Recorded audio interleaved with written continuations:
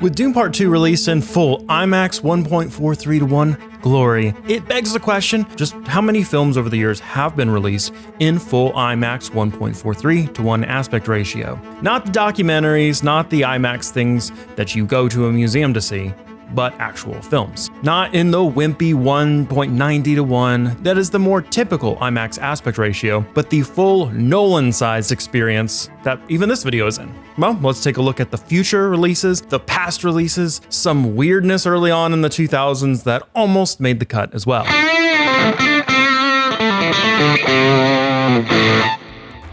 Let's talk about IMAX DMR blowup.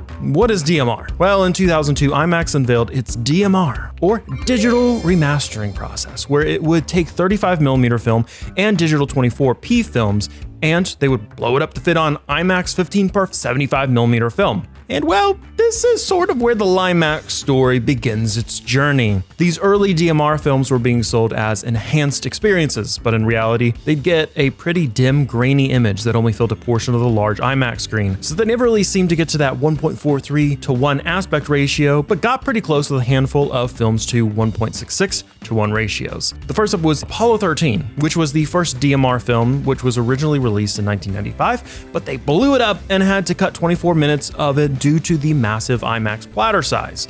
Other mentions were Treasure Planet, The Lion King, as well as The Beauty and the Beast re-release. Though this wasn't a DMR process, and according to the reviews, showed a lot of issues with the animation of the film when you blow it up. Lastly, in 2000, Fantasia 2000 would see a release in 1.66 to 1 ratio.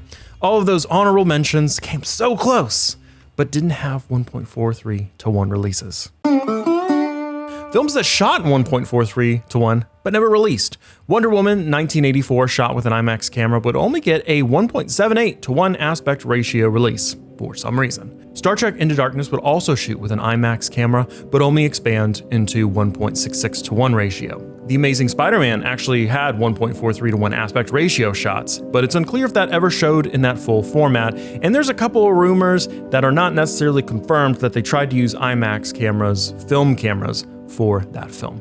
Oblivion might have had a 1.43 to 1 release, but the information around it is pretty sparse. There are some photos from Universal City Walk Theater that appear to be the size, but it's hard to confirm, and maybe it got closer to like a 1.66 to 1 release, but IMDb and others only have a 1.90 to 1 release. So we just kind of have it on this list since it's not really confirmed. The movie Lucy was filmed with an IMAX camera, but quietly released after they were promoting it at a 2.35 to 1 ratio. Tree of Life somewhere used an IMAX camera among a ton of other cameras, but never received a 1.43 to 1 release. Both Star Wars The Last Jedi and Star Wars Rise of Skywalker never received a 1.43 to 1 release, despite the fact that The Last Jedi maybe used an IMAX camera for parts of the film. Now, let's get to 1.43 to 1 cropped releases.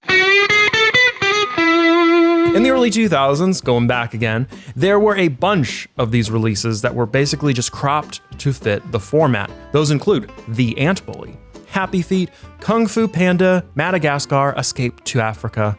So mostly animation, but worth mentioning still here. Alright, so let's actually get to the films that have been confirmed and shown in 1.43 to 1 ratio. The Dark Knight in 2008, Transformers Revenge of the Fallen, Mission Impossible Ghost Protocol, Dark Knight Rises in 2012, The Hunger Games Catching Fire, Interstellar, Star Wars The Force Awakens. This appears to be released in 1.43 to 1 ratio in some sense in 2016. Batman vs. Superman Dawn of Justice, Dunkirk, First Man, The Lion King Remake in 2019, Tenet, Dune, No Time to Die, The Eternals, Lightyear, Oppenheimer, and Dune Part 2. Now the cool news is, there's a little bit of hope for the future. Here are the future releases that are coming this year in 1.43 to 1. Mufasa, The Lion King, Godzilla and Kong, The New Empire, and the new Joker film. Now, if you're interested in all the films that actually used IMAX film cameras, and a lot more information behind those films, check out our other video on that here.